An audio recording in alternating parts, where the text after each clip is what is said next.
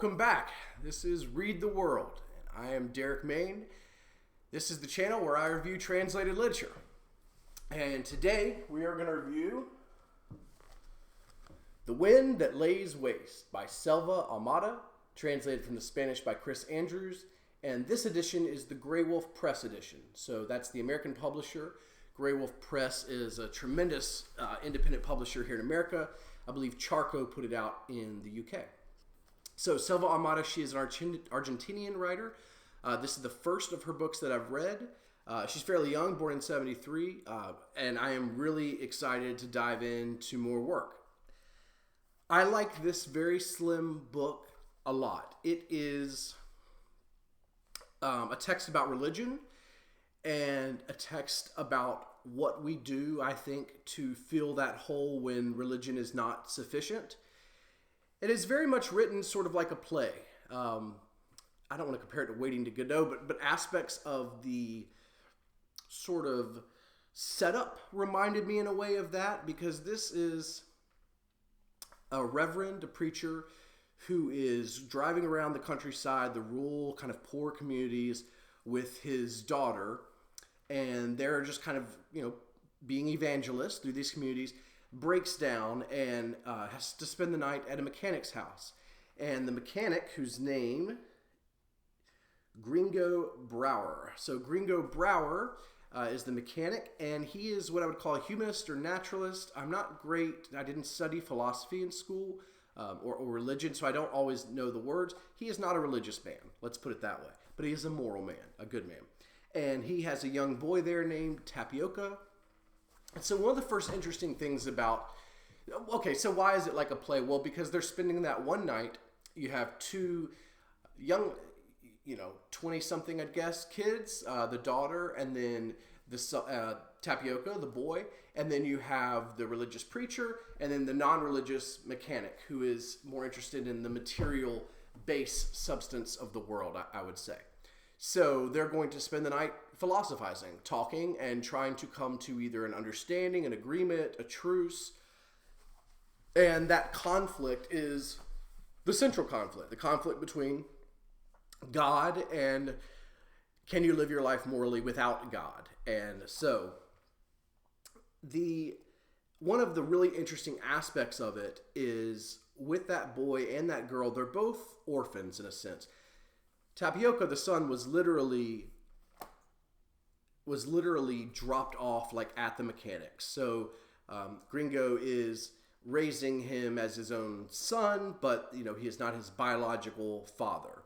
And then the daughter, Lena, teenage daughter, okay, so there we get with age. The daughter of the reverend was abandoned by her mother, or they left her mother.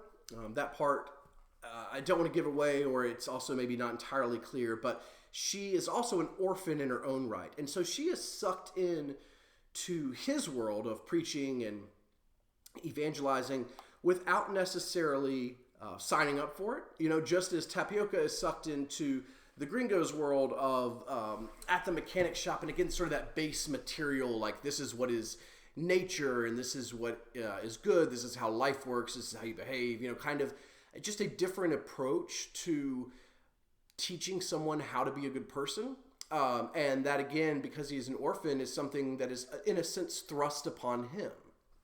So much of the book deals with their reactions to the two older men's set-in-stone philosophies. And I think that's really important, because what you're seeing there is true, I believe, of most people, is that once you reach a certain age, whatever philosophy or sort of life structure, religion that you have relied upon to move you forward and to guide your morality and to understand the lens with which you understand the world, that is very, very hard at that age to change. And in fact, many people become like the Reverend, where they are evangelical about whatever it was that worked for them.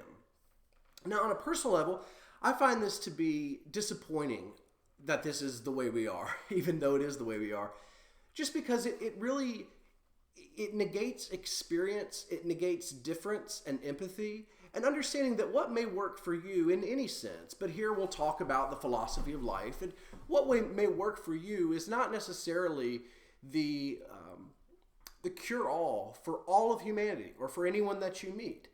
And part, I think, of the Reverend in this book is just so utterly convinced that this is the only way. And myself, having grown up in the Deep South, the Bible Belt, that's what I've seen in my own life, is that those that attribute their life to Jesus and God and Christianity typically are very stubborn about other ways of living and other ways of maybe becoming a good person. I want to read quickly one section that I think illustrates, because it's pretty easy, right, to understand the evangelical. Like, I think you get a good sense of who he is. Why he became that way is an interesting story in its own right. He was not raised religious. He had a sort of epiphany, and he had it in another traveling evangelical world. So then he kind of came up in that world, and is very aware that he has a past that is not pure. So we'll get to that in a second. But the gringo, it's a little harder sometimes to describe, because you can't just say God or Jesus, and then you have all of these cultural symbols that automatically like fill your head and you know what I'm talking about. So let me give you a brief paragraph that I think explains where his life philosophy comes from. And this is on page 58. Excellent translation, by the way. Chris Andrews, one of the best. He had taught Tapioca to respect the natural world. He believed in the forces of nature, but he had never mentioned God. He could see no reason to talk about something he thought irrelevant. From time to time, they would go into the forest and observe its behavior. The forest, one great creature seething with life. A man could learn all he needed to know just by watching nature at work. Everything was written there in the forest, continually, as if in a book of inexhaustible wisdom. The mystery and its revelation. Everything, if you could learn to hear and see what nature had to tell and show.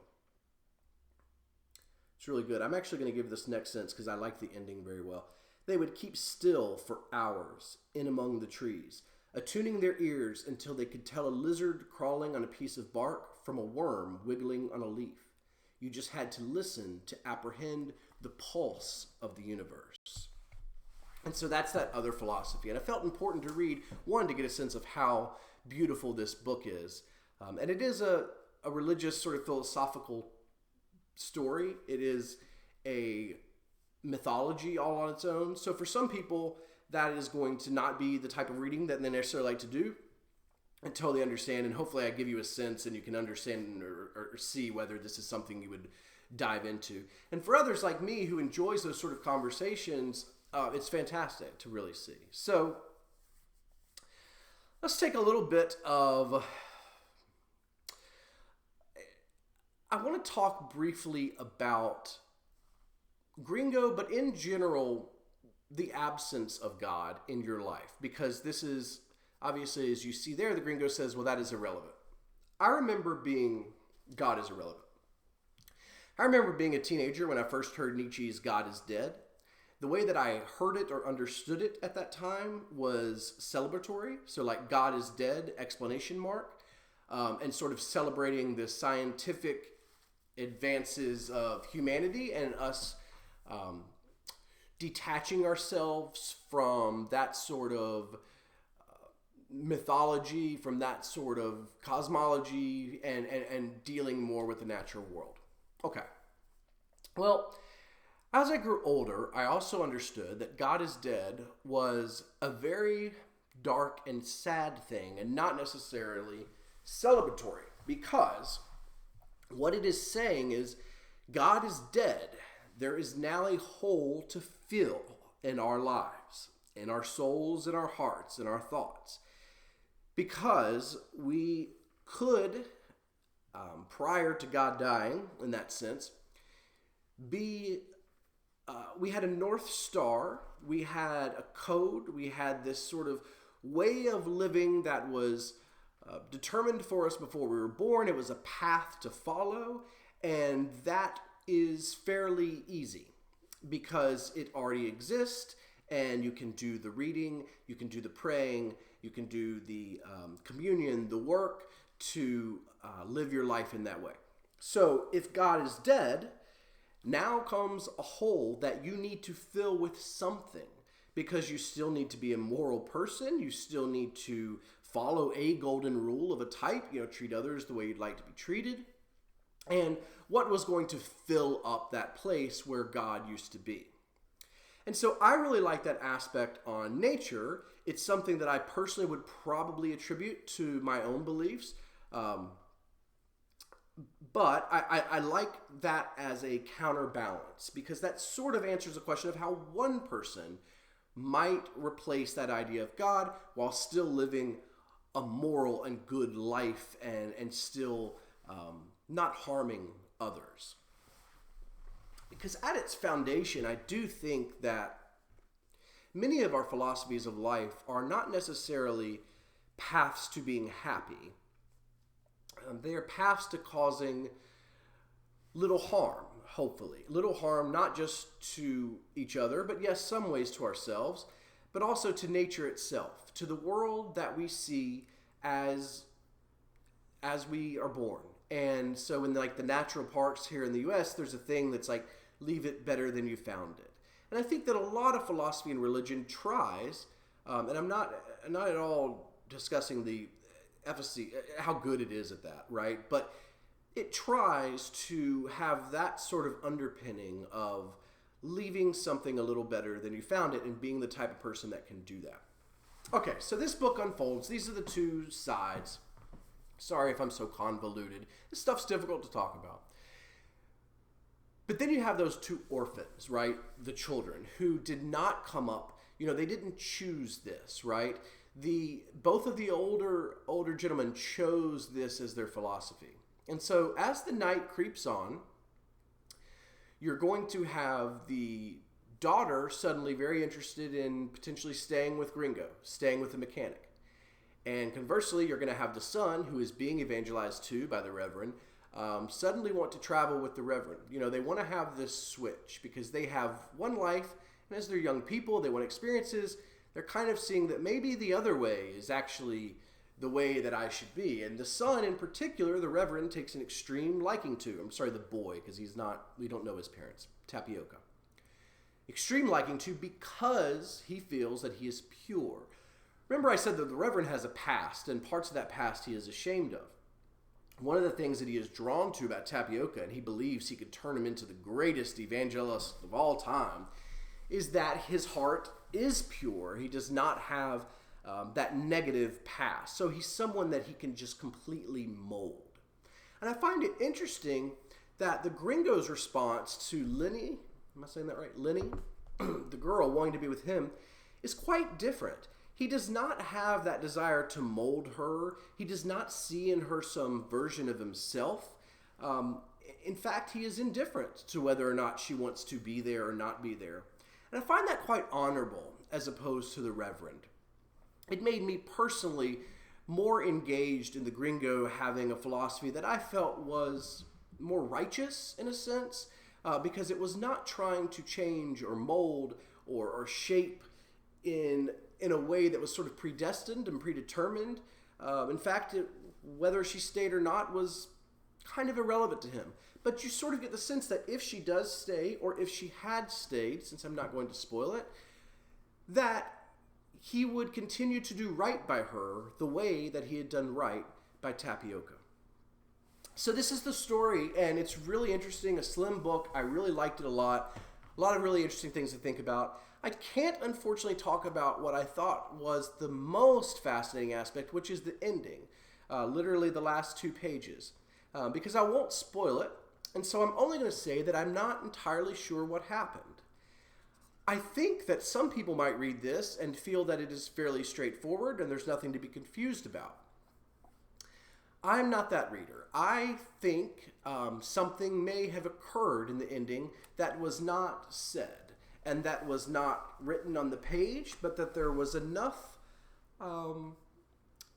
hints, there was enough foreboding and foreshadowing to see what had happened. So if you have read this, I don't want you putting it in the comments or anything like that, but maybe send me a DM on Twitter or something. My Twitter handle is below, and tell me what you thought, and I can tell you what I think may have happened at the ending, or at least why I think the ambiguity exists and the ambiguity is important. So, that is our review of The Wind That Lays Waste by Selva Almada. Very interested in her writing and to see where she goes with this. This feels sort of like a one-off. I mean, there's only kind of one time you can tell this particular story. So what she does with the rest of her writing is particularly interesting to me. So my next review, it's going to be a little bit, because I've still got some work to do to finish it. Oh, this thing, it's like hurting my arm to hold. We went from a very slim to a very big. This is The Dreamed Part by Rodrigo Fresson, translated from the Spanish by Will Vanderheiden, and it is from Open Letter Books. This huge volume is the second volume in a trilogy. I read the Invented Part last year. The Dreamed Part came out, I believe, in November of last year, of 2019. And now I'm reading the Dreamed Part. I have about 100 pages left, but it is dense, it is difficult, and so it might take a little bit. It might be about 10 days or so before my next review. And all I'll say about that is that I was initially going to wait until Chad Post from Open Letter, he does a podcast, the 2-month review, where they tackle a very large book. The last book they did was Ducks Newburyport, and the next one they're going to do is The Dreamed Part. And when I read the Invented Part, I went back and read it while listening to the podcast. So one episode will be section 1, and so I would read it and then listen, and they'd always have a guest. At the end, the guest was the author himself. They had the translator, booksellers that were interested in it. Jonathan Latham, who's a fan of the author, was on it. And anyway, it's a great podcast and a great way to engage in a difficult text. But this thing, I liked the Invented Part so much that even though I had many other books sitting there on my shelf, I kept looking at this one and just like, oh, I really want to start it. And it was just calling me. So unfortunately, I could not wait until the podcast because this thing screamed at me every time I walked past my office. And eventually, I had to answer its calls. So I will be doing that probably before that podcast is even up. But I'm going to encourage you to listen to that and even to read along because it's a great experience. And my review, of course, won't, as always, won't spoil anything. Hopefully, it'll just get you interested and you'll get a sense of what it is. Thanks, as always. I hope that you are having a wonderful end of winter if you are here in America, or if you are somewhere else. I hope you are having a wonderful whatever season it is. And as always, be good to folks.